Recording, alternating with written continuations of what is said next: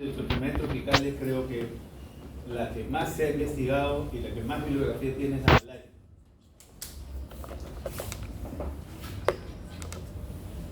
Pero pese a todo, esta es una enfermedad que es considerada desatendida. Es una enfermedad principalmente de países pobres.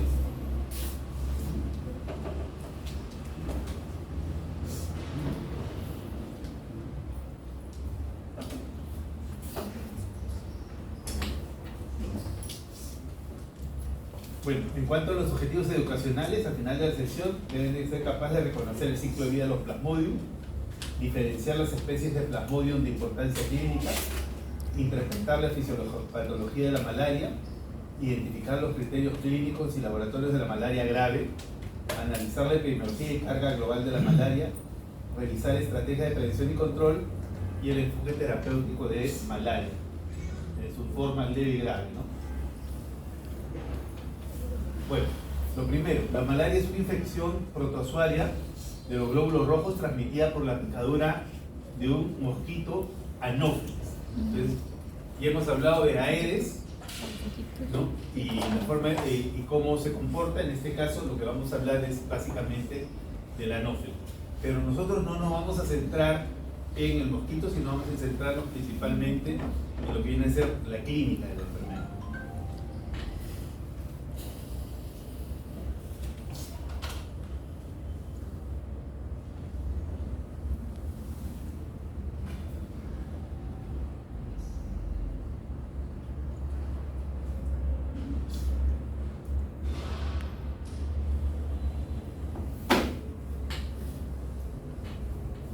Es la enfermedad parasitaria más importante en los seres humanos y a menudo la causa más común de fiebre en los trópicos. Las infecciones humanas de malaria son causadas por varias especies. Dentro de ellas la más importante es el Plasmodium falciparum, la más frecuente es la Plasmodium vivax. También hay otras variedades como son el Plasmodium malariae y ovale. Y últimamente se han estado identificando algunos parásitos que vienen de los simios. Dentro de ellos, el más importante probablemente sea el Noulesi. Ya existen otras especies más. ¿Cuál es la situación actual de la malaria en el mundo? La malaria está resurgiendo en África y América del Sur y ha sido agravada por la interrupción de los servicios de salud ocasionados por el COVID. O sea, en la época de COVID se dejó de vigilar malaria y eso permitió que se incremente. En el 2001 se describió 247 millones de casos y 619.000 muertes en 84 países reportados como endémicos. Actualmente ya han aparecido cepas de Plasmodium falciparum parcialmente resistentes a las artemisinas, ¿no? Y esto está ubicado en el Gran Mekong, en la parte del sudeste de Asia y en el África. Eso es un problema serio, ¿no? Yo recuerdo mucho a comienzos del año 2000, cuando ya se veía resistencia a las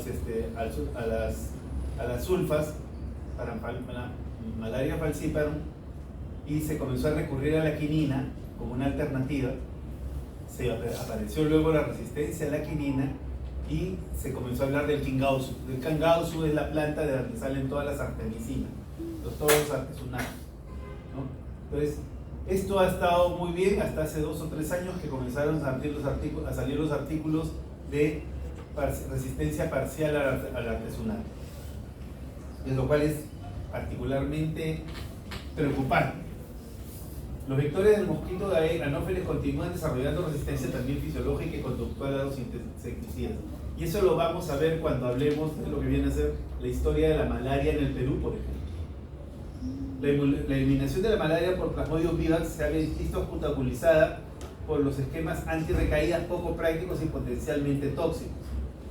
El diagnóstico parasitológico y tratamiento con terapias basadas en artemisina, orales o parentales, son fundamentales en el manejo del paciente. Actualmente prácticamente todos los países utilizan la artemisina y sus derivados.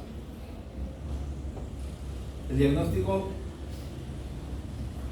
parasitológico y el tratamiento son con terapias basadas, bueno, se lo hemos repetido, En casos graves, la transfusión oportuna de sangre, la terapia de reemplazo renal y la terapia de fluido restrictiva, y subrayo el adjetivo restrictivo, puede mejorar la supervivencia. Hemos hablado de dengue y hemos hablado de cómo se hidrata dengue. Hemos hablado de diarreas y cómo se hidrata diarreas. Y en el caso de malaria también tiene sus particularidades en lo referente a la hidratación de los pacientes. El uso riguroso del tratamiento preventivo intermitente en el embarazo y la infancia, junto con la quimioprevención estacional potencialmente combinada con vacunas, puede reducir significativamente la morbilidad por malaria. No voy a hablar mucho de vacunas actualmente porque todavía no hay una vacuna que se ha divulgado globalmente. Sin embargo, en Etiopía se está desarrollando, se está manejando ya una vacuna para malaria maligna, pero todavía no ha sido diseminada a nivel mundial. Para alcanzar las metas de reducción de la malaria para fines de esta década, lo cual lo considero difícil, ¿no? Hay que mejorar la vigilancia, facilitar el acceso al tratamiento efectivo, optimizar el control vectorial, continuar el desarrollo de fármacos, implementar administración masiva de medicamentos de manera focalizada y mantener un compromiso político sostenido, que es lo que más nos falta en este país, ¿no? ¿Qué tenemos con respecto al parásito? El parásito pertenece a un filum especial que son los apicomplexa, ¿no? Apicomplexa se refiere básicamente, dentro de ellos también está el toxoplasma, ¿no? Pero se refiere básicamente a esta porción de acá del parásito. Si ustedes ven, este es el ápice del parásito, que tiene una estructura bastante singular, ¿no? Por la cual esta estructura le permite penetrar al glóbulo, la membrana del glóbulo rojo, y la otra también le permite alimentarse. Entonces es una estructura bastante, como le digo, compleja y agresiva frente a al glóbulo, a las células parasitarias. Otra característica que tiene es que, como toda célula eucariota, va a tener un núcleo de DNA, va a tener a nivel del apicoplasto, va a tener también un DNA, y también las mitocondrias van a tener DNA, o sea, va a tener triples cadenas de ácidos nucleicos, lo cual le confiere una gran complejidad al parásito. Actualmente se han identificado 5 especies relacionadas con los humanos: el Falciparum, el Vivax, el Malaria y el Ovalle.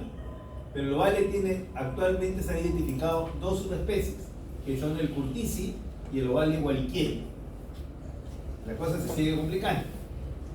Ahora, parásitos simios que pueden infectar al humano, el más importante es el Knowlesi, y hay otros más, ¿no? que ven ahí, el Quadrengi, el Basidianum simium y Sinomoli, que son parásitos simios, de simio que infectan al humano. El preocupante vendría a ser el Knowlesi.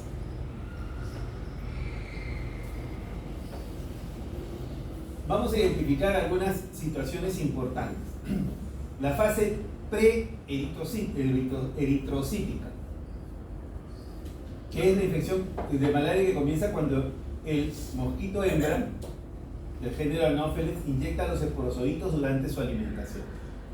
Una vez en el cuerpo, los esporozoitos van a entrar en circulación por los canales linfáticos y se dirigen rápidamente al hígado.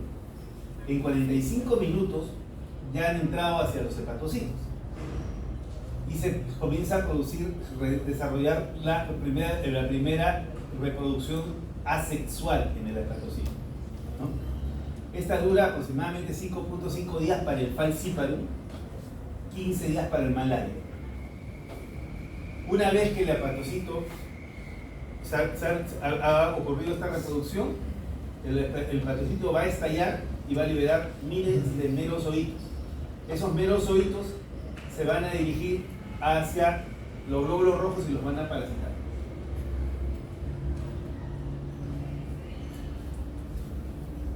Ahora vamos a pasar hablar sobre el ciclo biológico y vamos a diferenciar dos ciclos biológicos.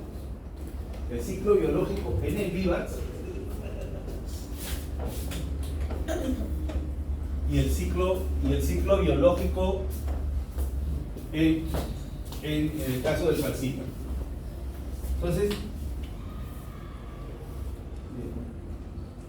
se nota el puntero, ¿no? Acá está. Acá está el parásito, inyectó, ¿no?, los esporozoitos que se dirigen al hígado. En el caso del vivax, voy a pintarlo.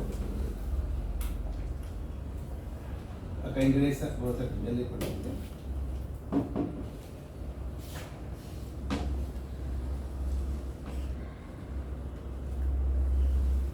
Miren, acá ingresó, no pinta.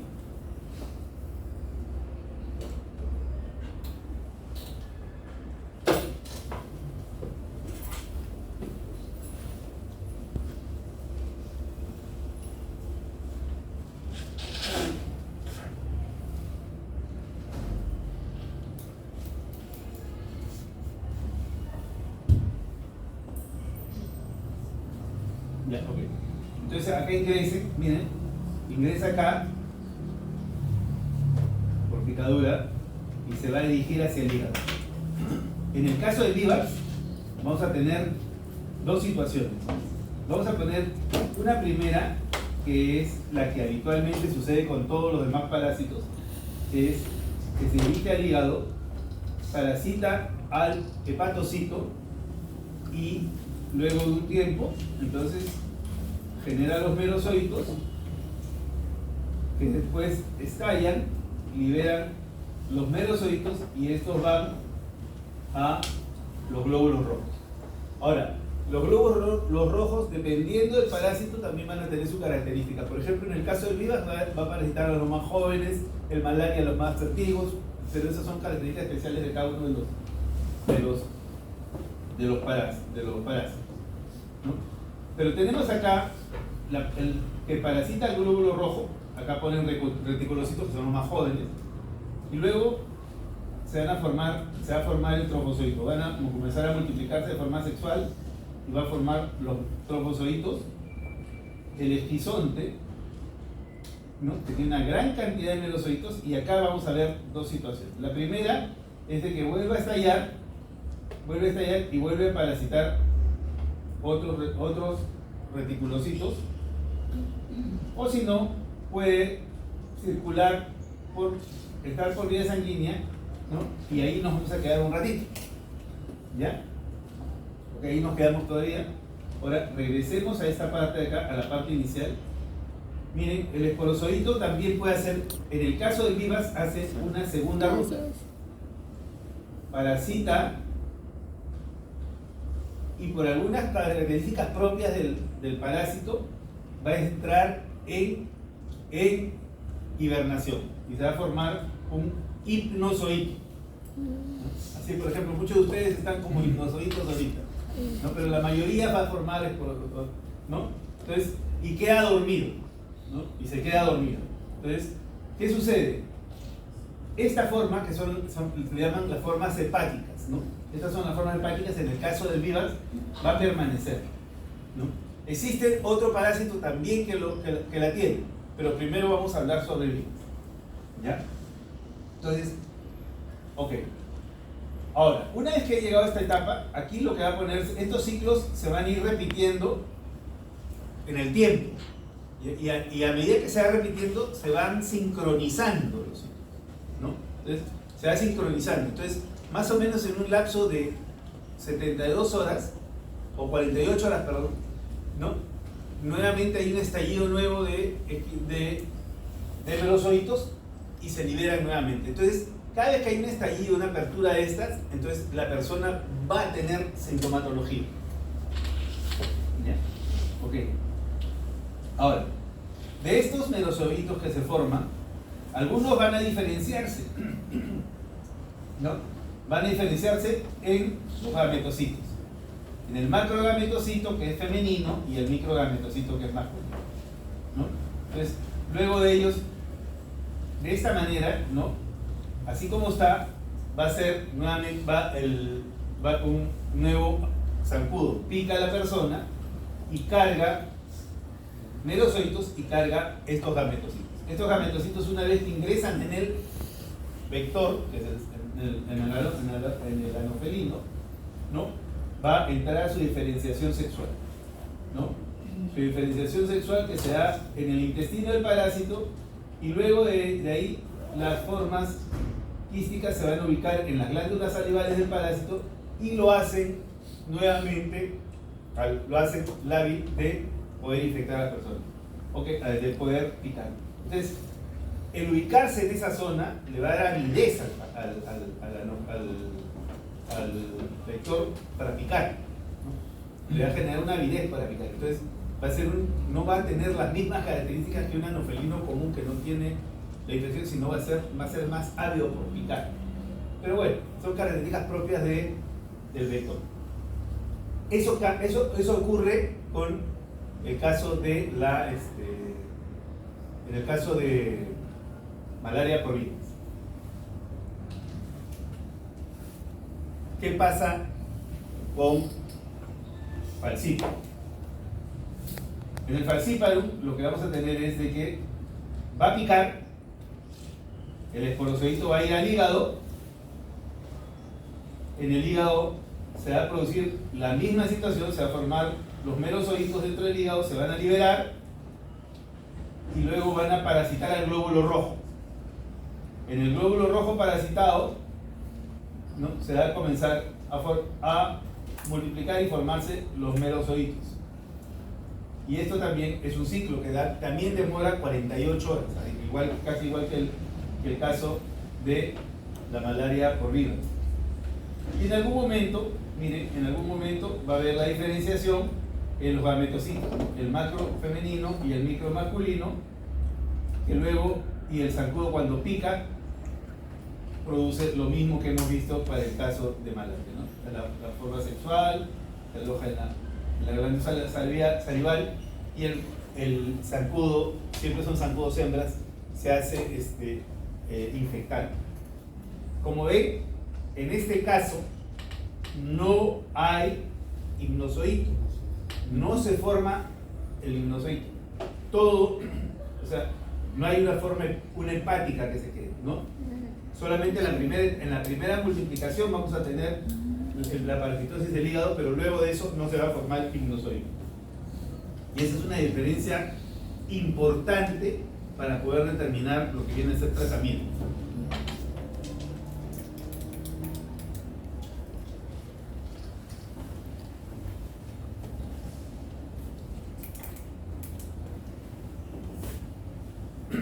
Acá comienzo a complicarles la vida. Estábamos hablando del periodo prepatente. Miren, el periodo prepatente ya va a ser diferente dependiendo de la especie. En el caso del vivax es 12 más 2, más o menos, menos 2 días, o sea, prácticamente 2 semanas, ¿no? Y el periodo de incubación prácticamente es igual. En el caso del falciparum es un poco menor, pero miren el caso del malaria, es bastante mayor. Igual en el caso de Vale se parece mucho a Vivax, ¿no? O sea, los periodos de incubación, si uno quiere verlo, hacer una generalización, es aproximadamente 2 semanas para Vivax, falciparum y Ovale, y para el caso de malaria es más largo, ¿no? Que tiende a ser casi 5 semanas. Entonces, el desarrollo asexual en sangre. Los merozocitos son formas móviles que invaden rápidamente los eritrocitos por su complejo apical, el famoso apicomplejo. La invasión forma una vacuola parasitófora dentro del citosol del eritrocito. La unión es mediada por proteínas de unión eritrocitaria que reconocen receptores específicos del parásito. En las primeras 12 horas el parásito aparece en forma anular. O sea, cuando recién ha parasitado vamos a ver el anillo, el signo del anillo que ven en algunas imágenes. Eso se va a ver en la microscopía, ¿no? El parásito se mueve libremente y consume hemoglobina, ¿no? Libera aminoácidos el hemo libre y produce un pigmento que es la hemozoína, que es tóxico. A las 36 horas y 54, en el caso de malaria, que es más largo, se va a formar el esquizonte o meronio. El esquizonte destruye el eritrocito, se produce la esquizogonia. Se liberan aproximadamente entre 6 a 36 merozoitos por cada célula que van a invadir nuevos eritrocitos. O sea, esa producción, ¿no?, va a ir aumentando de forma logarítmica, como vamos a ver luego cuando se van presentando los síntomas. ¿Qué sucede en el parásito? En el parásito lo que vamos a tener es que ingresan los gametocitos, ¿no? Los gametocitos van a formar el cigote va a formar el quiste, se va a desarrollar el ovoquiste, el ovoquiste va a madurar, va a formar esporozoitos que se van a ubicar en las glándulas salivales del parásito. O sea, todo ese proceso es dentro del parásito. O sea, la esquizogonia se desarrolla dentro del parásito. ¿Qué diferencias biológicas hay entre el parásito? A mí lo que más me importa es que fijen bien lo que es Falciparum y Vivax. Son los más importantes, ¿no? Ovalle y Malaria no son endémicos en nuestro país. Puede verse de vez en cuando, pero es raro, ¿no? En cambio, Vivax se ve con mucha frecuencia y Falciparum en algunas zonas del país son problemas. Entonces, esas sí los deben de identificar claramente. La fase exoeritrocítica en el Falciparum dura 5 días, en el Vivax dura 8. El ciclo es indistinguible entre los dos, es cada 2 días, igual que el Ovalle, y el único que va a diferenciarse es el Malaria, por ahí. Los hipnozoitos, si ustedes ven, el Falciparum no tiene hipnozoito, el Vivax y el Ovalle sí lo tienen. El número de merozoitos por esquizonte, 30, en el caso de Vivax 10 y en los otros menos. Ahora, por el tipo de glóbulo rojo que parasitan, en el caso del Falciparum prefieren glóbulos rojos jóvenes. En el caso del Vivax parasita reticulocitos, al igual que Ovalle. Y en el caso del Malaria va a buscar glóbulos rojos maduros. Entonces, más o menos como una ayuda memoria, hay que pensar que el Malaria siempre va por periodos largos, ¿no? Bien, eritrocitos muy maduros, tiempos más largos, periodos de incubación más largos. Ese es el caso del Malaria, ¿no? Incluso los episodios febriles también son más largos, de 4 o 5 horas. ¿Ok? Miren, si la infección no se trata, se la dejan sin tratar, entonces la dejan a que se desarrolle nada más la infección. En el caso del Falciparum más o menos va a durar 2 años, ¿no? Hay que entender que el Falciparum puede llegar a ser mortal. En el caso del Vivax, 4 años, igual que el Ovalle. Y miren el Malaria. El Malaria demora 40 años, si lo dejamos así. Siempre es de los periodos largos.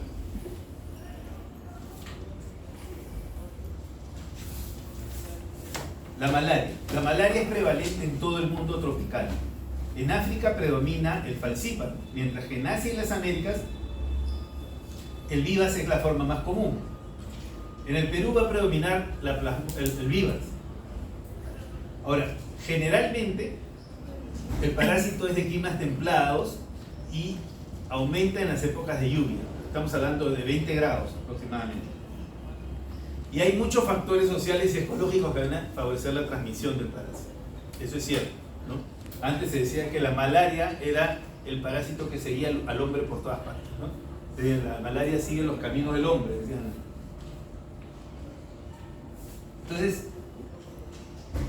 esta es una gráfica que he sacado últimamente, de Lancet, ¿no?, en la que hablaban de la resistencia a la artemisina, lo que hablábamos de lo que nos preocupaba, ¿no? Miren, más del 5% en los aislados de al menos una provincia con mutaciones. Esta es la mutación la PF-Ketch, que está reconocida por la OMS, que es la mutación asociada a resistencia a artemisina. Falla terapéutica confirmada, más de 10% de los casos tras tratamiento con artemeter, que es una artemisina, dihidroartemisina, que es otra, o artesunate, ¿no? Esto con las mutaciones que he hecho. Entonces, ¿qué vamos a ver? Entonces, ¿en qué zonas vamos a ver la presencia de ese gen? Si ustedes ven, en Latinoamérica, no hay quechua. El rosado más claro quiere decir que no lo hay. ¿Ya? Solamente hay una parte. ¿Ustedes conocen qué país es este? La Guyana, ¿no? ¿Qué Guyana? Francesa. ¿Ah? Francesa. Ya. Entonces, y es la que está limítrofe con el país más golpeado de Latinoamérica últimamente, que es Venezuela, ¿no? Entonces, no me llamaría la atención que eso se propague hacia Venezuela, ¿no? Porque ahora, ellos están en pie de guerra, los dos países están en pie de guerra, o sea, es una situación preocupante, ¿no? ¿Ok? Esta es una situación. En el África, estamos en la zona del Cuerno de África. ¿Qué país es este? Etiopía es el que está acá. ¿Este de acá? ¿Se acuerdan? Yo tampoco. Ok, pero miren, en el Asia, ¿qué tenemos? Esta zona de acá es la que llaman la del Gran Mekong, ¿no? Esta zona de acá, donde está más teñido de rojo. Entonces, ¿ok? Entonces ahí está el mar de China, Tailandia, esta zona básicamente. Y miren, por vecindad tenemos a la India, esta me parece que es Bangladesh, ¿no? Entonces, que son países que están teniendo problemas de resistencia a los antimaláricos para los casos de, estamos hablando de falciparum.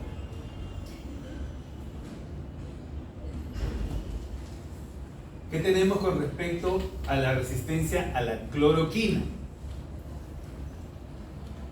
Miren, todavía el Perú es un país que tiene sensibilidad a la cloroquina. Y estamos hablando, ya no hablamos de falciparum, sino no vamos a hablar de Dívaros, ¿no? Entonces, ¿qué países están presentando resistencia a cloroquina? Brasil, Bolivia, Colombia.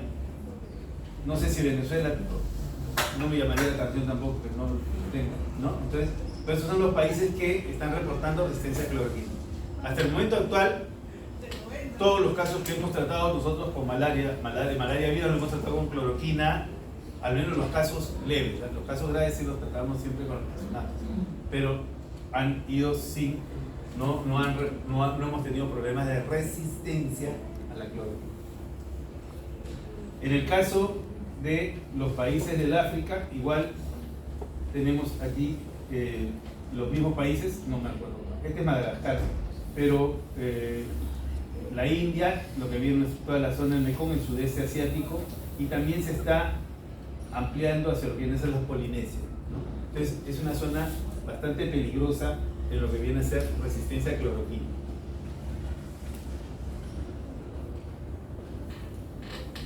Esta es la historia de la epidemiología en el Perú, de la malaria en el Perú. Si ustedes ven, hasta el año 50, en la década del 50, del siglo pasado, entonces nosotros hemos tenido malaria intensamente, ¿no? Entonces, ¿qué pasó? En esta época, lo que apareció se descubrió el DDT. Si ustedes se dan cuenta, estamos hablando del año 40, ¿no? Se descubrió el DDT. Entonces, y cuando se descubre el DDT, entonces se dijo que con eso se iba a resolver el problema de la malaria, ¿no? Porque aplicabas DDT a todo el mundo, a todos los lugares, y el parásito desaparecía. Lo cual fue particularmente llamativo, porque desaparece la malaria, desaparece porque cae el anófeles, desaparecen los anófeles y caen los anófeles y ya no se ve malaria los años siguientes. Entonces, y esto sucede prácticamente en toda Latinoamérica. Tanto es así que en esa época se dijo de que se pensaba en declarar a Latinoamérica libre de la malaria. Pero existían dos países que no resolvieron el problema. Adivinen quiénes fueron. Brasil. No, Brasil resolvió. Venezuela y Paraguay. ¿Ya? Venezuela y Paraguay no lograron resolverlo. Entonces, y lo que pasó fue de que a partir de ahí comenzó nuevamente a diseminarse el anofelino.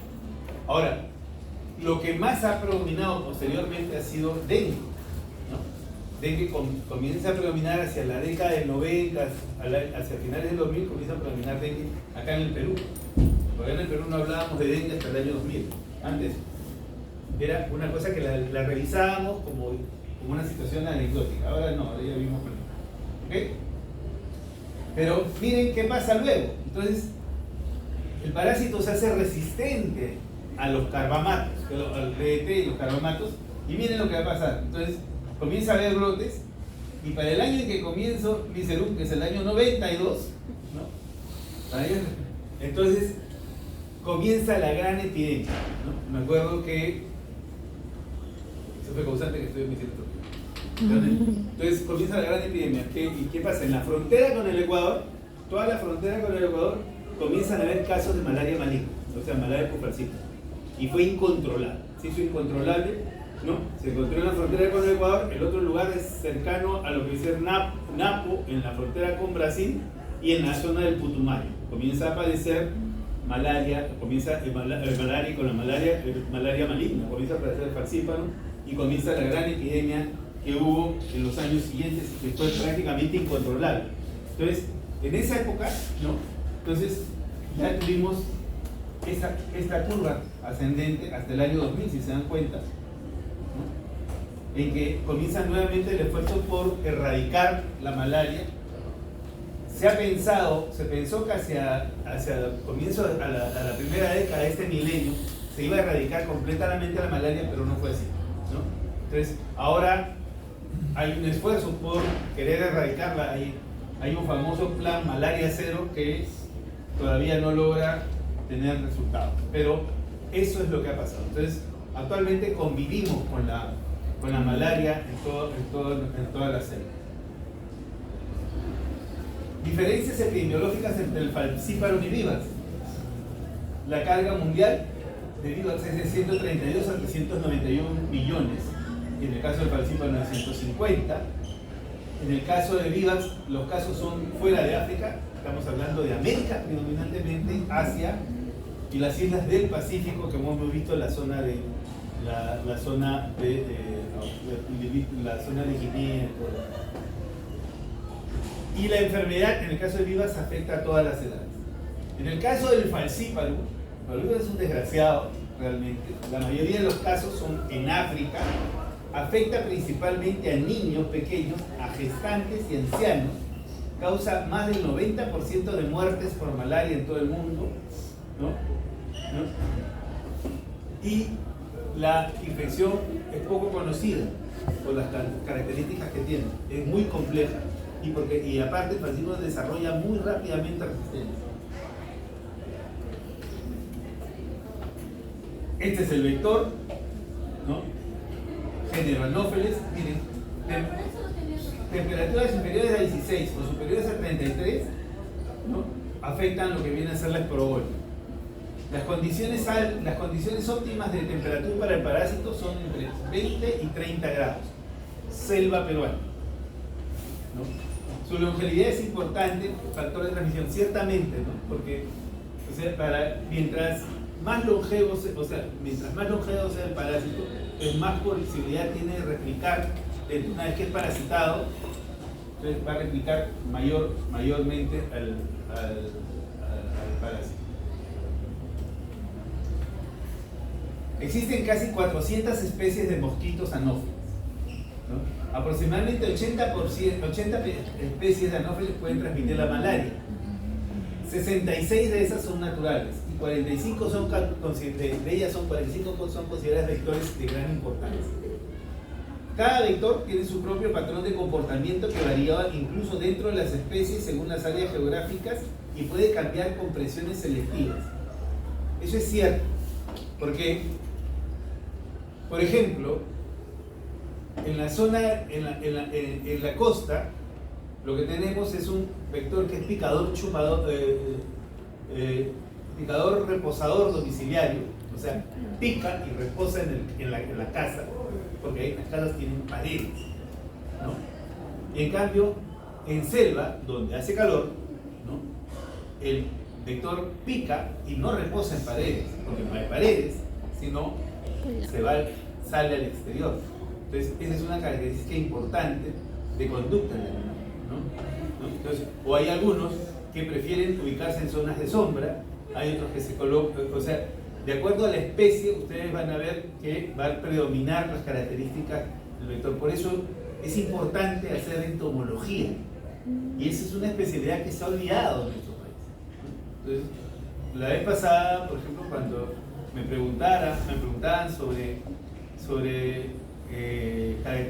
cómo manejar el vector para dengue, yo decía que es ilógico traer gente de la selva a que venga a decirnos, a la gente de la costa, que somos de zona desértica, nos venga a explicar cómo se comporta el Aedes. No tiene sentido, porque el Aedes de allá, ¿no? Por ejemplo, el Aedes de allá es una Aedes de zona lluviosa, ¿no? Donde hay una gran cantidad de agua, y el Aedes de acá es una Aedes de zona desértica. Entonces, lo que se requiere es hacer estudios entomológicos para ver la conducta de ese Aedes. Igual va a suceder con el caso del anófilo. El anofelino también tiene cambios de comportamiento de acuerdo a la zona donde está ubicado, ¿no? Entonces, y esa situación se tiene que reconocer mediante los estudios de entomología médica. Es algo que, como le digo, se ha olvidado. Es algo que actualmente todos somos amateurs en ese tema y no veo mayor conocimiento. Y aparte, la otra situación es ver qué tanta adaptación tiene a los insecticidas que se están aplicando. Pero bueno, esas son cuestiones ya más complejas que solamente lo vamos a comentar, pero no viene al caso de discutirlo.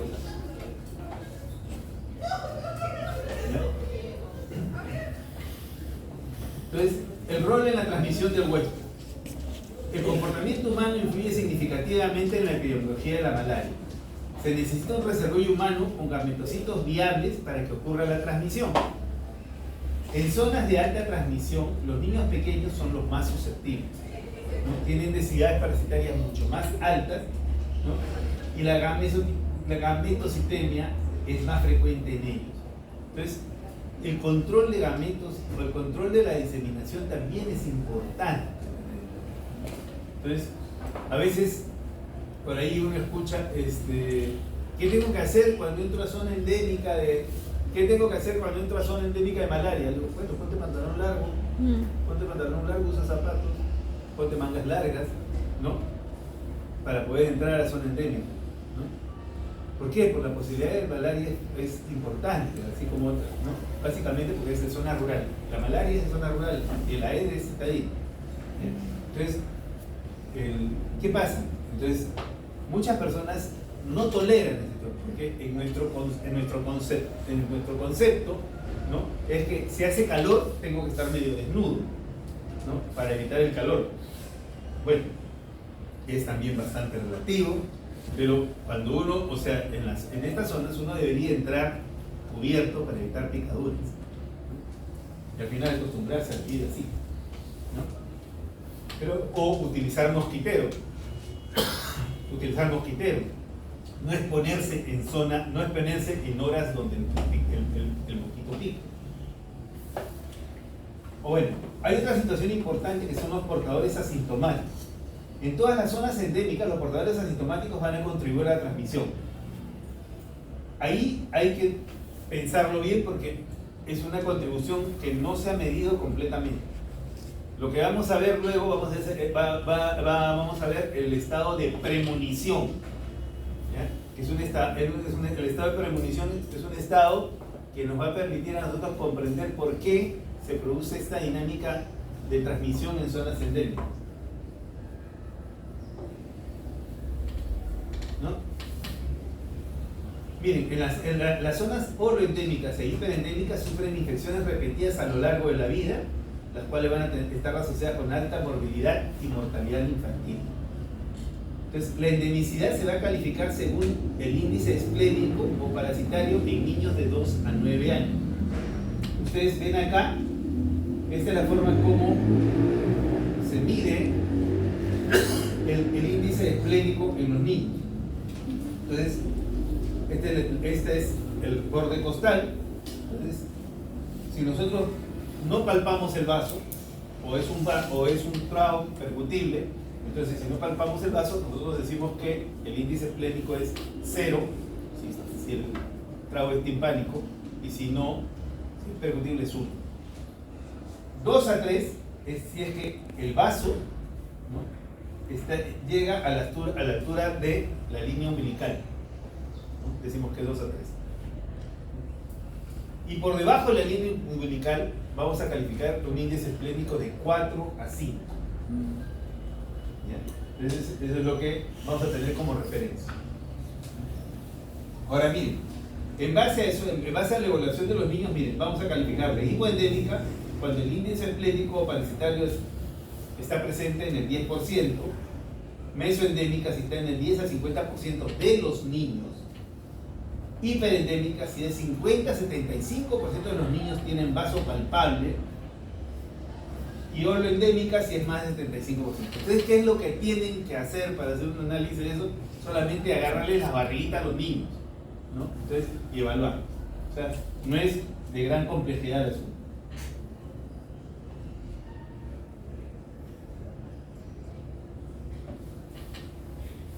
Premonición. Premonición se define como la presencia de respuesta inmune que produce control, pero no eliminación completa del parásito. Las personas están infectadas, pero la parasitemia no causa síntomas. La premonición controla la enfermedad, o sea, la aparición del cuadro clínico, pero no previene la infección. ¿Qué sucede? Yo me enfermo de malaria y nadie me trata, ¿no? Hablando de vida, me enfermo de malaria, entonces voy a tener una etapa en la que voy a presentar las características de la enfermedad, las tercianas, ¿no? Estas tercianas van a aparecer durante un tiempo y luego van a ir decayendo. Pasado un tiempo, prácticamente ya no voy a presentar episodios de tercianas, se va a espaciar notoriamente. Entonces, ¿qué sucede? Yo no estoy curado de la enfermedad, sigo teniendo el parásito, cada cierto tiempo puedo tener un episodio de fiebre, ¿no? Y nada, y puedo estar anémico, puedo tener varias consideraciones de ese tipo, ¿no? Pero yo no tengo síntomas de la enfermedad, ¿no? Estoy debilitado todo, pero no tengo mayores síntomas. Entonces, sigo teniendo el parásito, sigo produciendo gametocitos, sigo siendo infectante, si que me pica un zancudo, y sigo contagiando al resto, ¿no? ¿Qué pasa? He desarrollado una inmunidad, pero esa inmunidad no ha logrado erradicar al parásito. Entonces, esa es la situación de premonición, ¿ya? Ahora, eso multiplíquenlo por toda una ciudad o todo un pueblo y van a darse cuenta lo complicado que resulta siendo ello, ¿no? Entonces, lo que vamos a ver ahí es esa situación, ¿no? Entonces, si ustedes van a un centro, cuando ustedes hagan su serum y le dicen que es una zona de malaria, ¿no? ¿Ustedes qué tendrían que evaluar? Básicamente, evaluar cómo se está comportando la malaria por un lado, y por otro lado tendrían que ver cómo están los vasos de los niños, ¿no? Entonces, y en base a eso poder tener una idea, ¿no? Si saben que es una zona malarítica y los niños tienen vasos palpables, entonces ya tienen una situación para guiarse de cómo está la condición de la enfermedad. Y si ustedes, no tratan, entonces ustedes saben que todos estos niños están en estado de premonición. Y las principales víctimas son ustedes mismos, si es que los pica el salud. La fase hepática y expansión en sangre.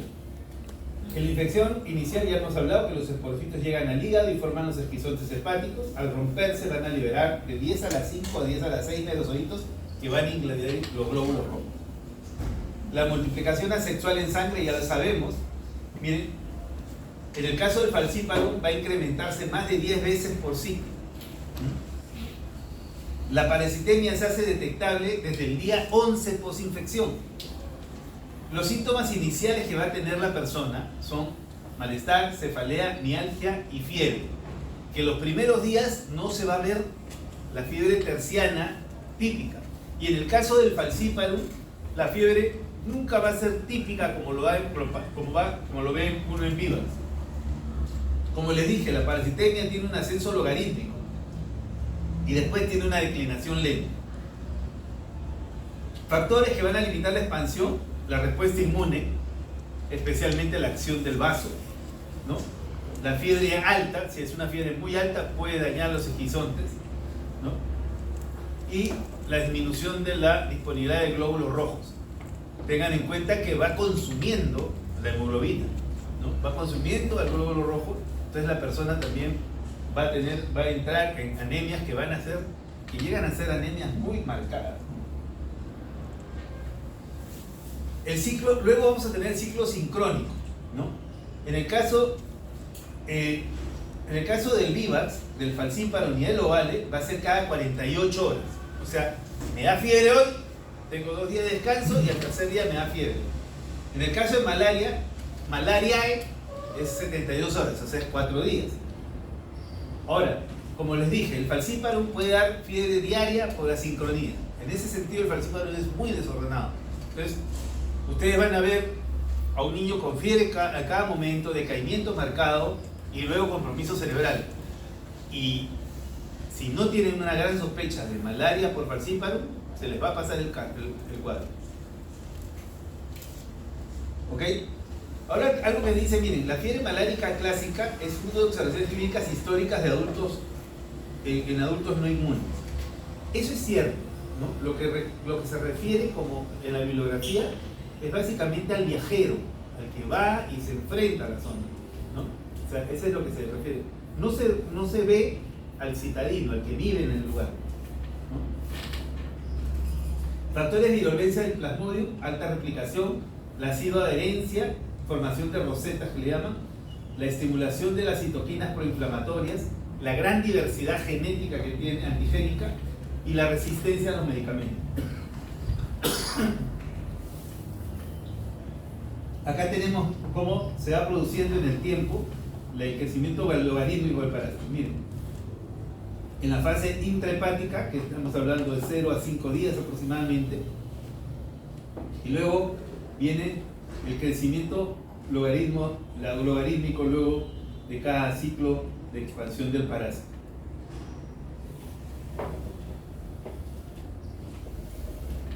Entonces, ahora vamos a hablar sobre la patogénesis diferenciada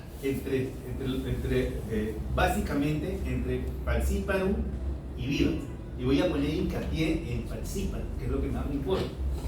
Miren, en la severidad, la malaria grave se debe a un secuestro microvascular de eritrocitos parasitados que se adhieren al endotelio activado y funcional. Este es el endotelio, imagínense, y se adhieren al endotelio y van a formar como trombos. Y eso va a estar asociado a la malaria grave por falciparum, ¿no? Consecuencias: la masa parasitaria secuestrada y la activación endotelial se asocia a una hipoperfusión por el bloqueo, disfunción orgánica y una alta mortalidad. Entendamos que los vasos más afectados son los vasos cerebrales. La citoadherencia es mediada por proteínas de este tipo y que se van a unir al receptor endotelial. En el caso de la malaria cerebral hay variables con doble afinidad que están ligadas a la pérdida de protección endotelial y a hemorragias microscópicas. En otras palabras, se pega al vaso y lo destruye, ¿no? Seguimos hablando con falciparum. Hay disfunción endotelial agravada por degradación del glucocáliz protector, reducción del óxido nítrico, exocitosis de los cuerpos de Weibel-Palade, que son parte del parásito, liberación de la hemoglobina libre, histonas parasitarias y trampas extracelulares en los neutrófilos. En las autopsias, ¿qué vamos a ver? Coma, congestión vascular que se relacionan con la malaria, edema cerebral marcado y herniación del tronco cerebral posterior al edema. Otras causas del edema por falciparum es la disfunción de la autorregulación y ruptura de la barrera hematoencefálica y edema vasogénico. Va a haber complicaciones metabólicas por malaria, básicamente la acidosis metabólica, ¿no? Luego vamos a tener shock, para variar, que es menos frecuente que los que se observan en sepsis y tiene características especiales, como van a ver luego. Muchos casos, especialmente en adultos, vamos a ver lesiones renales agudas, generalmente por secuestro parasitario en vasos renales, ¿no? La anemia va a ser multifactorial, generalmente por destrucción de eritrocitos. Va a haber déficit de glucosa 6-fosfato deshidrogenasa, va a haber retención esplénica, disfunción medular, va a haber trombocitopenia, principalmente por unión de las plaquetas a los eritrocitos que están infectados, y cobra mucha importancia la malaria placentaria, porque así como hay secuestro en los vasos cerebrales, hay secuestros en los espacios intervellosos, está mediada por ese agente. Hay infiltrado monocítico, disrupción vascular y alteración de la angiogénesis. La infección antes de las 15 semanas de embarazo puede afectar la perfusión útero-placentaria y el crecimiento fetal, y por ello está asociada a abortos o partos pretérminos. Eso es en el caso, básicamente, de Plasmodium falciparum. En el caso de Vivax, ¿qué cosa tenemos? No hay secuestro microvascular. El secuestro microvascular es básicamente de falciparum, tanto en vellosidades, tanto en cerebro, tanto en otros órganos. Vamos a ver, ese secuestro va a ser en falciparum, ¿no? El parásito se va a acumular extravascularmente en vaso y médula ósea.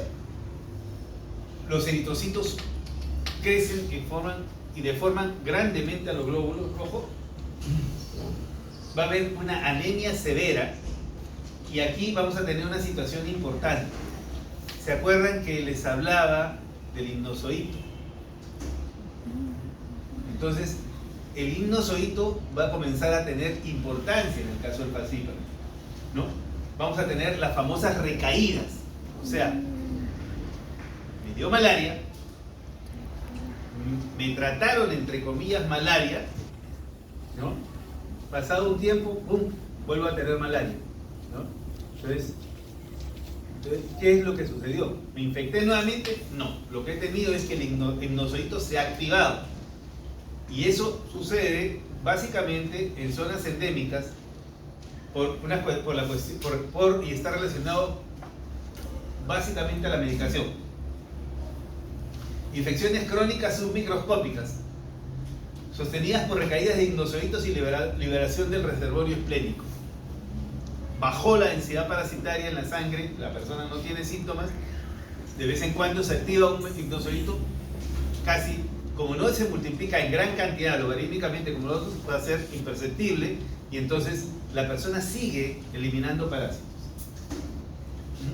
La malaria placentaria por Vivax, como les dije, no hay secuestro, y lo que vamos a ver es insuficiencia placentaria, básicamente asociada con inflamación.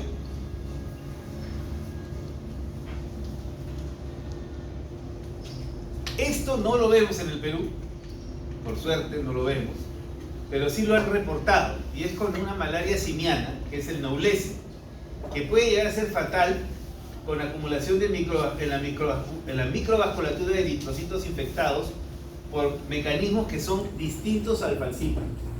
O sea, afecta a la microvasculatura, pero por aspectos diferentes. Solamente lo voy a nombrar, lo voy a dejar como anecdótico, pero eso sucede con Knowlesi, que no se ha reportado, al menos en América no se lo ha reportado. Entonces, como ven, es una situación bastante compleja cuando se habla de malaria. No solamente es la fiebrecita cada 3 días, ¿no? Los síntomas de malaria son similares a las 6 especies, ¿no? Lo que vamos a tener como característico es el paroxismo febril, que tiene 3 etapas. Si ustedes recuerdan, cuando hablábamos de fiebre en la primera etapa, al comienzo del curso, hablábamos que habían 3 etapas: la etapa de frío, ¿no?, la etapa de calor y la etapa de sudoración, ¿no? La etapa de frío es la primera situación que aparece en el paciente, ¿no? Que es ante la ruptura de los glóbulos rojos y la liberación de los medicamentos, lo que vamos a ver es una gran cantidad de componentes inflamatorios. Entonces lo que van a ver es que la persona va a comenzar a sentir frío. ¿Ya? No sé si alguno de ustedes ha visto malaria durante estos meses. Hace dos cursos, hace dos cursos tuvimos el caso ahí en el hospital y le dije al residente que lo filme, pero no sé si lo filmó finalmente. Tuvimos el caso de un ingeniero que vivía en Lima, era un ingeniero civil. ¿Qué pasaba? Como él estaba relacionado con temas de construcción, estas cosas, en zonas rurales. Entonces, ¿qué hacía? ¿Qué hacía como era una persona altamente calificada? Tenía ciertas prerrogativas en cuanto a lo que viene a ser su trabajo. Porque, ¿qué pasaba? Él iba al aeropuerto, se subía a un avión, lo llevaban a la zona, el avión cogía una avioneta, llegaba a la zona donde tenía que ver, regresaba, ¿no? Entonces, saltaba, ¿no? Prácticamente desde Lima, en la mañana salía, se iba a la comunidad X, de esta comunidad X, tomaba una avioneta, viajaba al lugar para ver lo que se estaba trabajando, ¿no? Evaluaba, no se quedaba a dormir, porque como les digo, era una persona que tenía muchas prerrogativas, era un tipo muy importante realmente. Entonces lo regresaba y regresaba nuevamente a Lima. Y ese trabajito lo hacía varias veces al mes. La cosa es de que por más prerrogativas que tengan, le picó una anófilis, ¿no? Entonces, y lo vemos nosotros. Entonces llega la emergencia, llega con un cuadro febril importante, una fiebre de 39, entonces, inmediatamente lo pasan a infectología, porque dijeron, ¿no? Nosotros ya más o menos asumíamos que podía ser una malaria. Entonces lo traen y la cosa es que lo echan en las camas en una de las camas. La cosa es, como llegó, no estaba todavía con el paroxismo febril, había pasado ya. Entonces pasa un día, entonces, y al rato vienen desesperadas las enfermeras que estaban en la sala. ¿Qué pasaba? De que venían a buscar a un médico porque el paciente estaba convulsionando. Entonces, que el paciente, el ingeniero está convulsionando. Entonces, fuimos a ver y realmente no estaba convulsionando. Era un tipo que más o menos tenía era de mi tamaño, más o menos. No era mi peso, porque si no las camas se hubieran roto. Pero la cosa es que tú veías que la cama saltaba. Entonces, hacía un escándalo, todo el mundo asustado. Todo el mundo, porque era la época, justamente era la época del dengue, gente tiene dengue, ¿no? Entonces, y la cama saltaba con el tremor que tenía. Entonces, si tú veías, y él tiritaba realmente de frío. Entonces, era una cosa impresionante. Entonces, las 2 o 3 veces que tuvo los episodios, entonces fue muy llamativo. Así que dijimos, fílmalo porque estas cosas pocas veces. Pero generalmente ese tipo de manifestaciones, esa es la primera etapa del frío, ¿no? Que lo van a ver que es intensísimo, que en el caso de virus, ¿no? Después de eso viene la etapa de fiebre, que es una etapa de fiebre intensa, ¿no? Que viene una fiebre intensa que puede llegar así hasta 40 o 21 grados, ¿no? Entonces, y la persona se siente, se tira a dormir, cae dormido horas, ¿no?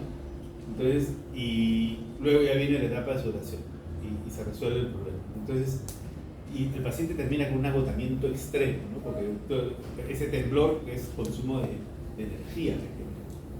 Entonces, esa es la malaria. Ahora, probablemente si entran a internet, por ahí van a encontrar algunos casos de estas manifestaciones. Alguien lo debe haber filmado. Yo me acuerdo mucho que la primera vez lo vi en una película de Buñuel. Buñuel es un cineasta muy antiguo, ¿no?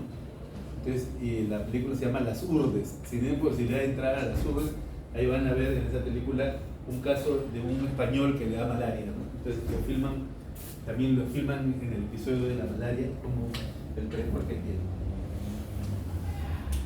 Entonces, la malaria es una enfermedad febril específica, no puede diferenciarse clínicamente de otras infecciones sin el diagnóstico de laboratorio. Los síntomas comunes, ya van a entender, son fiebre, escalofríos, cefalea, vómitos, diarrea y tos. En zonas de alta endemia, la parasitemia puede ser coincidente con otras causas de enfermedad. O sea, puedes tener malaria y puedes tener otras causas. Parámetros como la parasitemia, el recuento plaquetario, el HRP plasmático pueden ayudar a evaluar la gravedad y etiología de la malaria por falciparum. Esta es la gráfica del estado del cuadro clínico de la malaria. Miren, ¿no? Miren, la primera etapa, ¿no? Lo que rigors es la parte de los escalofríos, después viene la fiebre, después a las 4 horas viene la diaforesis y los sueños. Ese es más o menos lo clásico del cuadro febril. Los ciclos de fiebre ya lo tenemos. Vivax y ovale cada 2 días, malaria cada 3 y falciparum se supone que es terciano, pero es terciana, pero son erráticos. Le digo, yo he visto cerca de 800 o 900 casos de malaria por falciparum. Entonces, de los casos que vi, en ninguno yo vi la fiebre terciana. Lo que pasa es que recorríamos río y veíamos casos con fiebre y tratábamos de manera enfermiza a todo el mundo. Es una cosa tremenda. Eso fue algo a cualquiera marca. Entonces, esta es una gráfica muy simpática, porque miren, o sea, lo que nosotros diagnosticamos es esto de arriba. Estos son todos los que nosotros no diagnosticamos, ¿no? La parte de abajo. Entonces, obviamente, cuando nosotros tenemos parasitemias altas y podemos hacer los diagnósticos, aquí podríamos todavía utilizar la microscopía para que nos ayude en el diagnóstico, y eso es importante enseñar. Pero lo que tenemos que tener claro es que son asintomáticos. Entonces, ¿qué es lo que se hace? Suponiéndose que hay un caso febril en una comunidad, si hay un caso febril en la comunidad, lo que yo tendría que hacer es bloquear a toda la comunidad y a darle a toda la comunidad tratamiento. Y si estamos hablando de falciparum, debería dar tratamiento a todos por igual. Y en el caso de Vivax, tendría que dar tratamiento y también manejar los signos oídos, ¿no? Porque no sirve solamente darles la pastillita en ese momento y solucionar el problema, sino tratar el sinusoído, que es un poco más complicado. A toda la comunidad, si no tenga fiebre, odian el... O sea, ¿alguno de ustedes ha tomado cloroquina? ¿Ha tenido la oportunidad de tomar la cloroquina? ¿Ah? Es horrible, amarguísimo.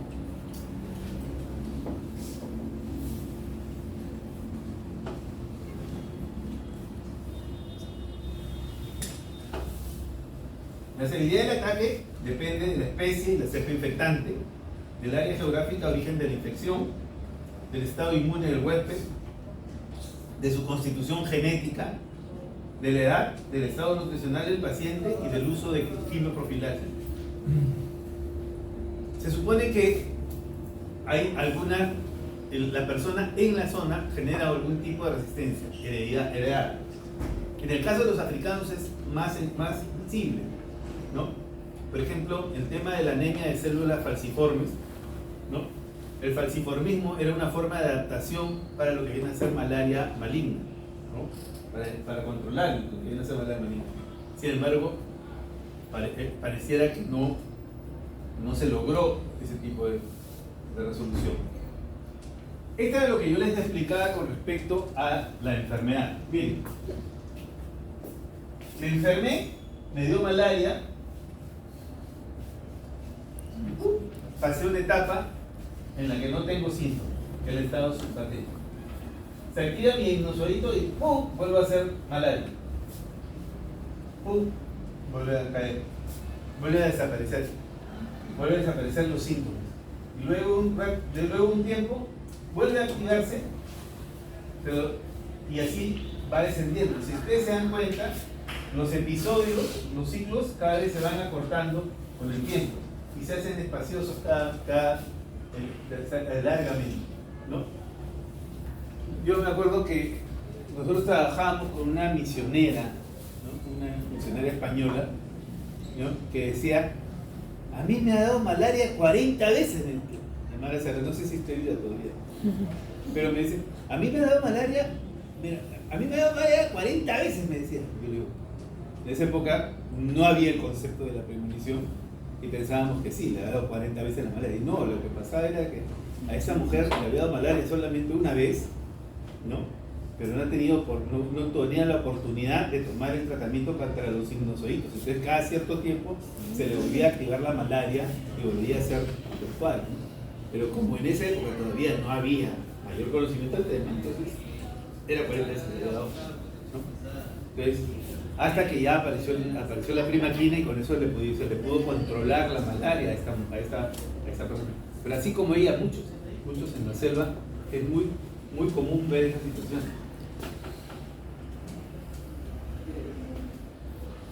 Entonces, el Vivax tiene una clínica similar al falciparum, menos frecuencia de formas graves, salvo la anemia severa en niños con alta transmisión. Recaídas cada 3 a 6 semanas en estas regiones causan una anemia crónica y una mortalidad si no se trata con una terapia para eliminar a los neurocitos. ¿Qué sucede? Entonces, el tema es ese, ¿no? Entonces, mucha de la anemia que puede haber en la selva no solamente se debe al tema de la parasitosis intestinal, que habíamos hablado hace un tiempo con los funcionarios, sino también puede deberse a casos de malarias subpatentes que no tienen sintomatología.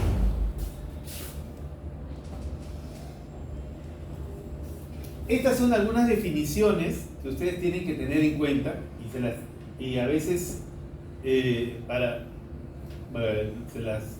las exigen, se las piden, se las van a exigir siempre. Recaída, ¿qué es una recaída? Es el resultado de la reactivación a partir de hipnozoitos. O sea, cuando hay hipnozoitos hay recaída. Entonces, ¿hay recaída de falciparum? No, porque no hace hipnozoitos. No hace hipnozoitos, obviamente, ¿no? ¿Hay recaída de malaria? Sí. ¿Hay recaída de malaria? No. No, porque no hace hipnozoitos. Hay recaída de Ovale y de Vivax, nada más. Ahora miren, recrudescencia es el resultado de la exacerbación de parasistemias persistentes no detectables, ¿no? Entonces, pasa el tiempo y va desapareciendo el cuadro, pero el cuadro no se elimina completamente. No es que se haya activado un hipnozoito, sino ahí está. Y de esa manera lo que vamos a tener es una recrudescencia. Entonces, no se puede hablar de recaídas de falciparum ni de Ovale. Perdón, sí, está bien. No se puede hablar de recaídas de falciparum ni de malaria, sino se tiene que hablar de recrudescencia. Reinfección, cuando hay una nueva infección, ¿no?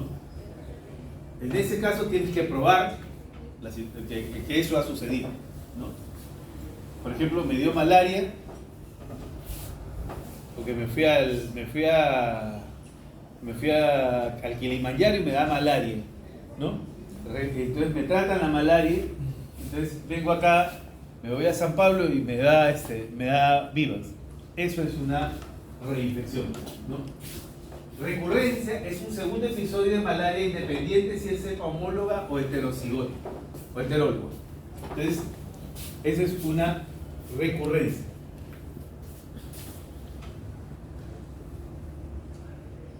La presentación clínica. Entonces, miren, falciparum, Vivax, Noblesi, malaria. Estas dos columnas son las que más me interesan. Miren, vamos a ver complicaciones frecuentes de falciparum, anemia grave, coma, hipoglicemia, insuficiencia renal aguda, síndrome de distrés respiratorio de adulto. En el caso de Vivax, anemia severa con recaídas, insuficiencia renal y lesión pulmonar. Afectación neurológica por falciparum, coma, convulsiones de cuerpo. Acá es rara, no quiere decir que no la haya, es rara. El ingeniero que les digo sí tuvo afectación neurológica y era Vivax, ¿no? Entonces, Entonces ahí lo que decimos, oye, ¿hay malaria cerebral por vivas? Sí puede haber. Es rara, sí puede haber. El fundamento fisiopatológico es diferente, porque en el uno hay secuestro, en el otro no. Pero sí puede haber. ¿Ya? Miren, asociación del embarazo, alta. En el caso del vivas también hay, pero sin secuestro placentario. No aplica recaídas, acá sí. Presentación en niños, formas graves frecuentes. Falcíparo. O sea, falcíparo en niños es peligroso. ¿Ya? Anemia severa es la presentación que más vamos a ver en niños en el caso de virus. Síndrome nefrótico no se ve. Requiere tratamiento parenteral, usualmente en los casos graves. ¿No? En el caso de malaria vivas, podría darse tratamiento parenteral en algunos casos.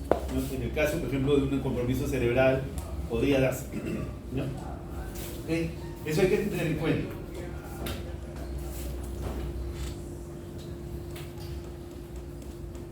Malaria grave por falcíparo. Varía según la edad y el embarazo. Los niños vamos a tener prostración, disminución de estado de conciencia, distrés respiratorio, anemia grave, hipoglicemia, shock e ictericia. En los adultos vamos a tener insuficiencia renal aguda, síndrome de distrés respiratorio agudo, ictericia. Y en las gestantes vamos a tener hipoglicemia, lo hemos comentado. ¿Las convulsiones prolongadas y posturas anormales pueden causar secuelas neurológicas? Sí. Hay una forma que se llama fiebre de aguas negras, ella salió como fiebre negra, pero es fiebre de aguas negras, que es cuando hay, o sea, ¿a qué le refieren? ¿A qué le llaman fiebre de aguas negras? Al niño que tiene maturia. Entonces, recuerden ustedes que cuando hay maturia, la maturia es neurológica. Entonces, eso es lo que a eso le llaman la fiebre de aguas negras, ¿no? Y es signo de hemólisis. La insuficiencia renal aguda.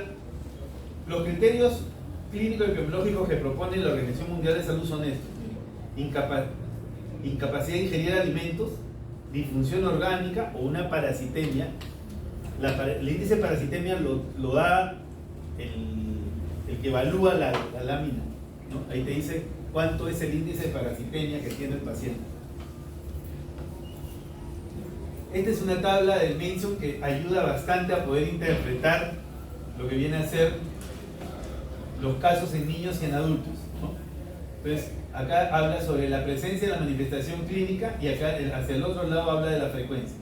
Cuestión que vayan cruzando los datos y van a poder manejar la clínica de la malaria grave. Criterios para definir malaria grave por Plasmodium falciparum con malaria cerebral como inexplicable de más de 30 minutos sin otra causa. Evaluar con la escala de Blantyre o la escala de Glasgow. Glasgow es lo que manejamos más nosotros. Anemia grave si el hematocrito es menos de 15% o la hemoglobina es menor de 5, ¿no? O la parasitemia es mayor de 10.000. En niños la parasitemia puede ser mayor de 100.000, como un dato. Diuresis, disminución de la diuresis. Edema pulmonar o distrés respiratorio, una baja saturación. Signos de acidosis. Hipoglicemia. Si ustedes se ven, es algo muy parecido a lo que vendría a ser los criterios de sepsis o los criterios del software. Shock, ¿no? Ictericia. Parasitemia mayor del 10%. ¿No? Sangrado espontáneo.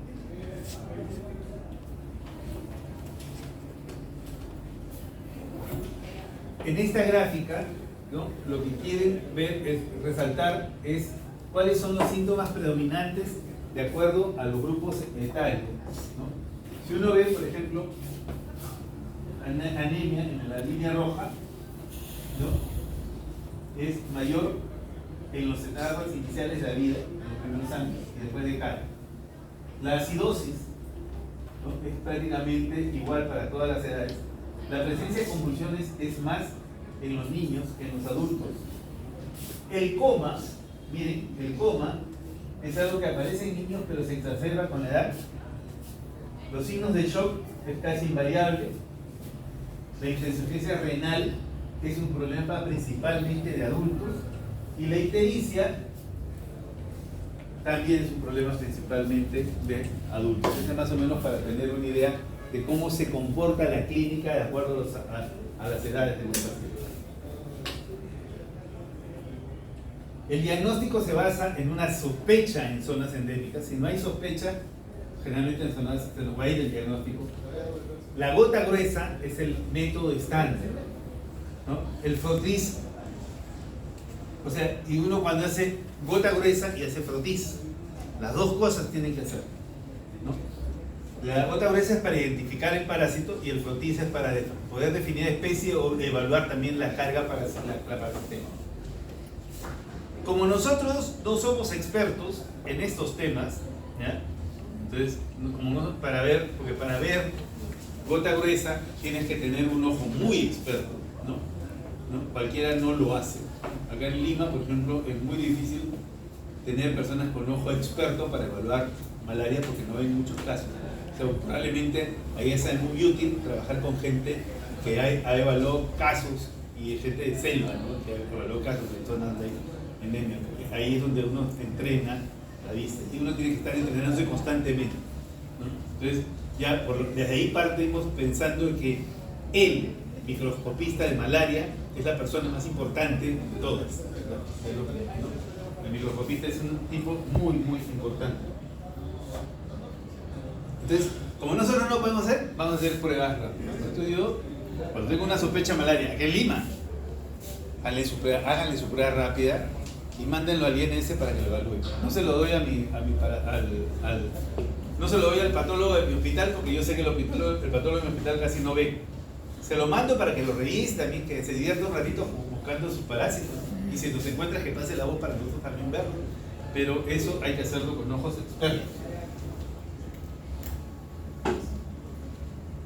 Miren, el límite de detección por un microscopista experto es de 10 a 20 parásitos por microlitro. La rutina del laboratorio cuando la detección es menos de 50. O sea, densidad parasitaria depende de muchos factores, de la inmunidad de la persona, de la edad, de la automedicación, factores relacionados con la búsqueda del tratamiento, ¿no?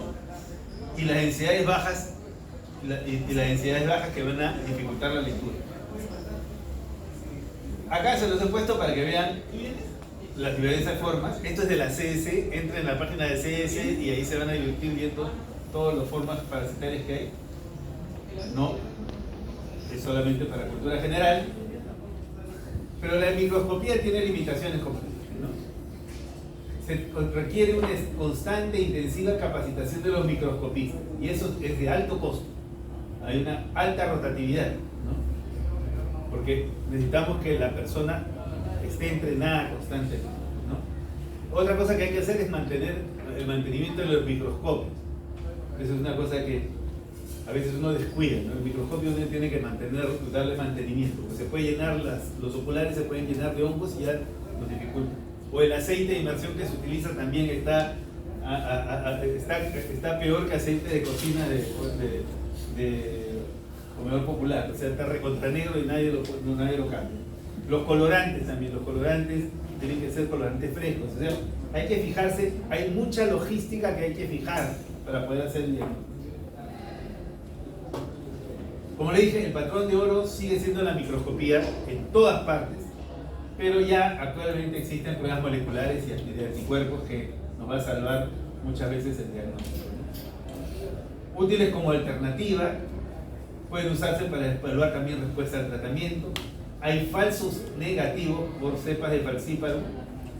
Existen algunas elecciones que van a afectar la utilidad diagnóstica de las pruebas, ¿no? Ahora, detectar el lactato de deshidrogenasa del parásito, que es un producto propio de los parásitos, nos va a ayudar también para identificarlo, ¿no? Ahora, el problema es que eso lo producen todos los parásitos, así que vamos a tener reacciones cruzadas. Las pruebas moleculares, como hablábamos, existen paneles para evaluar, o sea, actualmente también existen paneles de PCR para evaluar malaria. Las pruebas rápidas es la ventaja por su fácil uso, bajo costo. Entonces, en ese sentido, yo considero de que todos deberíamos de tener pruebas rápidas a la mano, ¿no? Entonces, en el hospital, por ejemplo, nos valemos mucho de las pruebas rápidas y cuando tenemos alta sospecha y la prueba rápida nos sale negativa, entonces ahí comenzamos a recurrir al Instituto Nacional de Salud para que nos ayude o a buscar un microscopista que pueda ayudarnos a poder evaluar los casos. Pero la mayoría de los casos lo vamos a identificar con las pruebas rápidas, ¿no? Y eso tienen que hacerse uno de pruebas rápidas para este tipo de cosas. Es importante, ¿no? Porque ya cuando hablamos de pruebas rápidas y todo eso, ya estamos hablando también de varias pruebas, ¿no? Hemos hablado de las pruebas de antígenos de neumococo, hemos hablado de las pruebas de antígenos de criptococo, actualmente hay pruebas rápidas para sífilis, hepatitis C, hepatitis B y VIH, ¿no? Ahora estamos hablando de estas pruebas rápidas para malaria, hay pruebas rápidas para dengue, que también la vez pasada hablando con los compañeros. O sea, ¿qué va a pasar? La medicina actualmente funciona con eso, ¿no? Como decía, el infectólogo va a tener su cartuchera y con cajitas, y cada cajita va a tener sus pruebas. Entonces va a venir el paciente con fiebre y lo vamos a poner ahí y vamos a pintar todas y vamos a ver qué cosas tiene. En eso cambió mucho la infectología, la medicina tropical actualmente, lo cual la hace más divertida. Lástima de viejo, como digo, hacer. Pero ustedes sí van a poder hacerlo, así que me van a contar la historia, ¿no? Entonces, tratamiento. Vamos a empezar al tratamiento. El objetivo del tratamiento de la malaria es eliminación del parásito que produce síntomas, pero también eliminar las formas latentes del hígado, ¿no? Una detección rápida de la enfermedad y tratamiento rápido. Asegurar el diagnóstico de las 24 horas. Y los tratamientos tienen que ser efectivos y uno tiene que vigilar el cumplimiento del tratamiento, ¿ya? ¿Por qué? En el caso de Vivax, el tratamiento en el Perú para la malaria leve es cloroquina, primaquina. La cloroquina se da 3 días y la primaquina se da 14. Cuando tú le das 3 días es el 442, ¿no? Le das así, le das 442. A la primera vez que le das la cloroquina se le va la fiebre y el paciente se olvida del asunto. Lo puedes aguantar 3 días porque piensa que le da terciana, entonces lo vas a aguantar. Y lo puedes aguantar 3 días, ¿no? Pero también le comienzas a tomar la primaquina, que es la marroncita, chiquitita, que toman los pacientes. Entonces te la toman 3 días, y entonces como ya se curaron, se largan, se las pican y ya no siguen tomando las primaquinas, porque ya no tienen síntomas. Entonces, pero tú sabes que la primaquina es la que va a trabajar sobre el hipnozoito. Entonces, tú tienes que corretearlo para que te cumpla los 14 días de tratamiento. Ahora, corretearlo en Lima es fácil, ¿no? Porque lo agarras, lo traes de donde sea, lo traes y lo...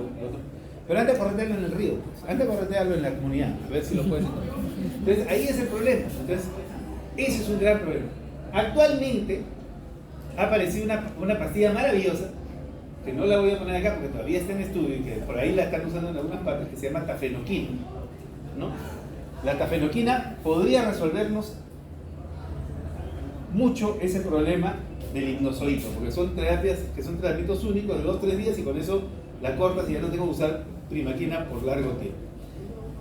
Entonces, pregunta, si yo utilizo cloroquina, primaquina en el paciente, entonces cloroquina lo utilizo para formas agudas y la primaquina para el hipnozoito.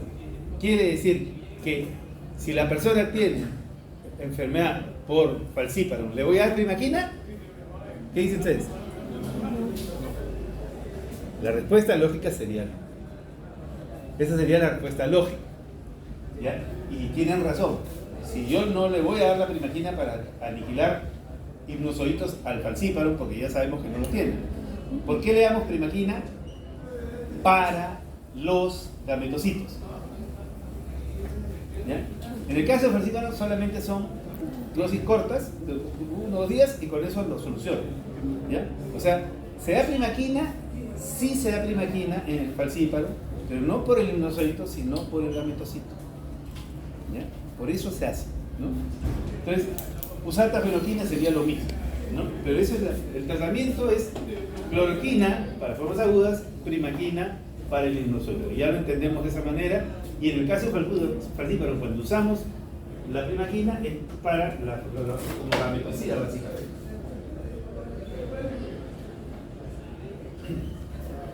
Entonces, recomendación para malaria no complicada por Vivax: cloroquina durante 3 días, primaquina durante 7, ¿no?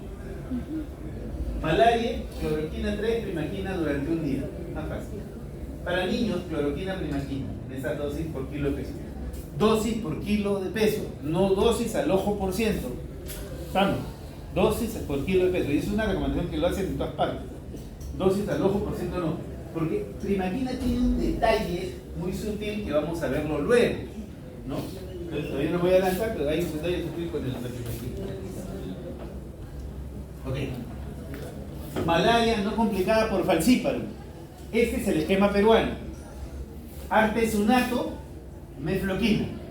¿Ya? ¿Ok? Este va a ser esquizoticida, gametocida, básicamente, en el caso del peruano. ¿Pero podía usar primaquina? Sí. ¿No? Dosis única, primaquina. Artesunato, mefloquina. ¿Ya? ¿Ok? Ese es el uso, ¿no?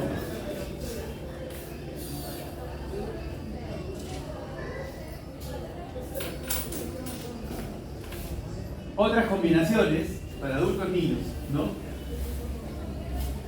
¿Ok? Con la artesunato mefloquina.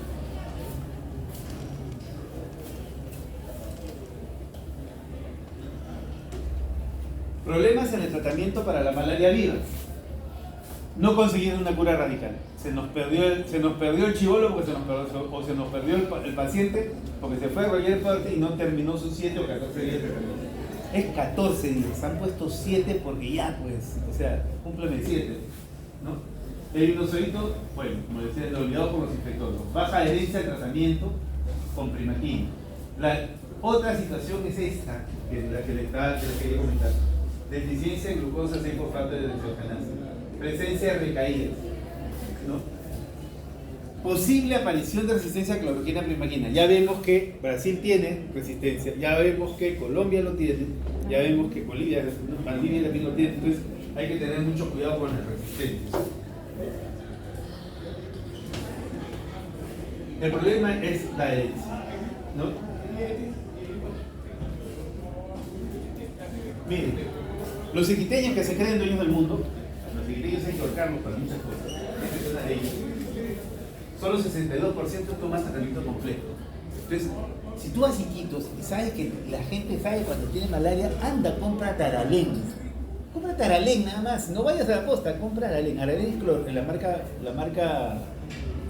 medicamento de marca para la cloroquina. Entonces toman a Taralén y se olvidan porque les pasa la fiebre y se olvidan del asunto, ¿no? Y nunca toman la primaquina. Entonces, una mala conducta, es una pésima conducta. Y en las zonas donde hay explotación de oro, donde hay madera ilegal, todas esas cosas, ahí es peor, ¿no? Porque ahí es Taralén. Ese es el problema, la deficiencia de glucosa 6-fosfato de deshidrogenasa, ¿no? Miren, la frecuencia varía entre 3 a 35%, ¿no? Puede causar anemia hemolítica, ocasionar la muerte del paciente. Variantes de la glucosa 6-fosfato de deshidrogenasa. En el Perú suponemos que la eficiencia es baja, pero eso es suposición. ¿Ya? Es suposición. Hace un mes o 2 meses hemos tenido el caso de una chica, ¿no? Una chica que vivía en Iquitos, que le dieron tratamiento y hizo anemia hemolítica. O sea, hay que controlar a los pacientes cuando le damos primaquina, ¿no? Hay que controlar cómo está la orina, cómo están sus parámetros sanguíneos. Porque si hay anemia hemolítica, entonces nosotros tenemos que decir, oye, esto es deficiencia de glucosa 6-fosfato de deshidrogenasa. ¿Y qué hacer cuando tenemos ese problema? Miren, si es normal, si no hay problema de deficiencia, la primaquina, como se da así, 14 días. Pero si es ligeramente deficiente, aproximadamente el 30%, eso lo determina por laboratorio, entonces podríamos usar primaquina con monitoreo estrecho. Al caso de esta chica, lo que le hemos hecho es citarla para dentro de 2 meses para volver a dar otra dosis de primaquina. Ya, porque es podríamos usar tafenoquina, pero la tafenoquina también está asociada a deficiencia de glucosa 6-fosfato de deshidrogenasa, ¿no? El otro día escuchaba yo el comentario de un médico del hospital que decía: la tafenoquina es la solución al problema. Aguántate, chino, porque todavía no se ha determinado que sea el uso completo de la tafenoquina. Hay que tener mucho cuidado, ¿no? Si es muy deficiente, tiene que dársele un esquema supervisado, ¿no? Miren, primaquina 0.75 por cada 8 semanas. Eso hay que tenerlo en cuenta. A veces esta información no se la da nadie, ¿no? Entonces, ¿cómo voy a tratar? Entonces, tienen que pensarlo de esa manera, ¿ya? Por eso se los estoy poniendo.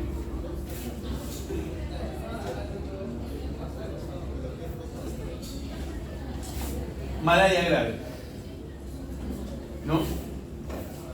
Miren, tres puntos. En la UCI, endovenosa, ¿no? Centro de salud podríamos utilizarlo intramuscular. Y si es un puesto, ¿no? Podríamos usar, en el caso de niños, o rectiola o supositorio. Rectiola realmente no la han visto. Rectiola es como una bombilla que se coloca a través del recto y se aplica, ¿no? Eso lo refieren. Yo no he visto que hayan utilizado rectiolas últimamente. Antes se usaban mucho para asma. Cuando no existía spray usaban rectiolas, pero ahora no se usa eso, ¿no? Entonces ahora, pero en el caso de niños podría utilizarse la vía rectal porque tiene una buena absorción.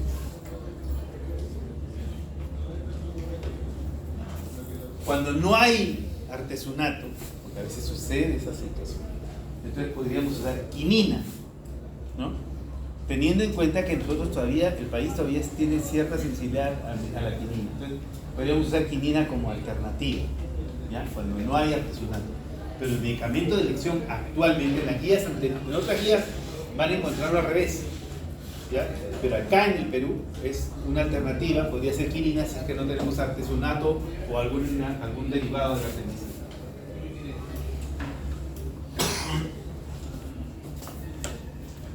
Miren, puntos claros. Solución al 9 por mil o dextrosa. No la de Medifarma. El otro día en la clase, creo 9 gramos por 9%. Después lo dijeron, lo aclararon. La tasa de infusión de quinina debe ser cuidadosamente controlada. La quinina, recuerden que la quinina es un antiarrítmico, ¿se acuerdan? Los cardiólogos utilizan la quinina como antiarrítmico. Su primer uso era malaria. Después ellos agarraron nuestro medicamento. Como Chile que se agarraron nuestro medicamento. Una vez que el paciente puede tragar en forma segura, iniciar tratamiento por vía oral. Eso hay que tenerlo en cuenta. Tratamientos de soporte. Quiero que se fijen en la terapia con liposar con preclusar en niños adultos en hipoperfusión y sin hipotensión. No es dengue. ¿Ya? No es dengue. En el dengue ustedes le dan, ¿no? Acá tienen que tener mucho cuidado. Miren, la terapia restrictiva y no empeora la función renal y la perfusión. Reanimación agresiva. Se puede administrar bolos si hay signos claros de shock. O sea, tengan en cuenta que yo no puedo hidratar así a mano abierta, porque puedo producir edema. Eso hay que tener cuidado en ese sentido. Transfusión sanguínea, como dije, no es dengue. Se recomienda transfusión inmediata de sangre o glóbulos rojos en anemia severa. Umbrales sugeridos, menos de 5 gramos por decilitro en niños en zonas de alta transmisión y menos de 7 gramos en áreas de baja transmisión. ¿No? Ahora, en hidratación, miren, no hay diferencia en la mortalidad en que se aplique 20 o 30 mililitros por kilo. Soporte ventilatorio, intubar si es necesario, ¿no? Y dar soporte ventilatorio. Entonces, evitar fenobarbital,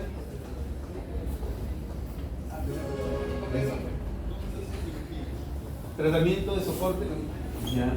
Reemplazo renal. O sea, hay que pensar en dializar al paciente si tenemos un problema serio. El caso del ingeniero que les contaba entró a diálisis. Lo dializaron 3 o 4 veces y el paciente ya comenzó a salir del cuadro cerebral. La coinfección bacteriana es algo muy común, ¿no? Entonces hay que tener en cuenta un tratamiento empírico y la cobertura que se tiene que dar es similar para lo que viene a ser meningitis. ¿Ya? Entonces, si van a dar cobertura antibiótica, piensen en que puede ser cerebral y piensen que puede ser una meningitis. Hay que hacer punción lumbar, ¿no? Monitoreo frecuente, mantener la glucosa elevada es importante. Y el control de la parasitemia se tiene que hacer frecuentemente. No es que tiene malaria y ya le transmite y no controla parasitemia. Tengo que controlar parasitemia. Porque podíamos tener un caso reciente. Se acabó. Entonces,